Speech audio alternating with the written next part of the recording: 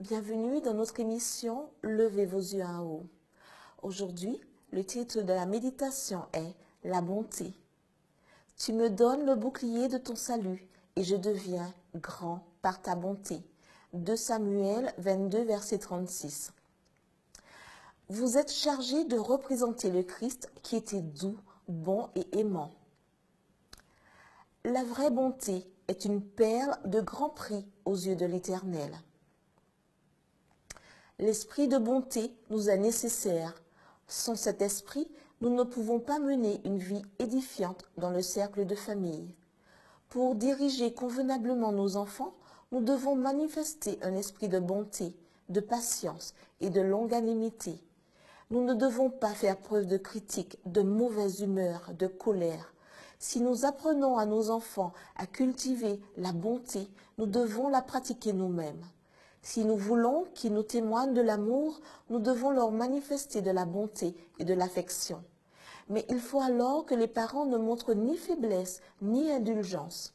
La mère de famille doit agir avec fermeté et décision. Elle doit être aussi ferme que le roc et ne pas s'écarter du droit chemin. Elle doit faire appliquer ses ordres et ses règlements en tout temps et en toutes circonstances, mais avec bonté et douceur. Les enfants grandiront alors dans la crainte de Dieu.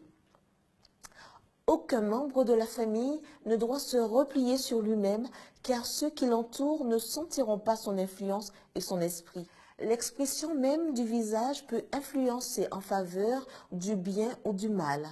L'esprit, les paroles, les actions, l'attitude de chacun ne trompent pas. S'il est rempli de l'amour du Christ, il témoignera de la politesse, de la bonté, un respect affectueux pour les sentiments des autres et communiquera à son entourage par ses actes d'amour de la tendresse, de la gratitude et du bonheur. Il montrera d'une façon évidente qu'il vit par Jésus. Il pourra dire à l'Éternel, « Je deviens grand par ta bonté ». C'était notre émission « Levez vos yeux en haut ».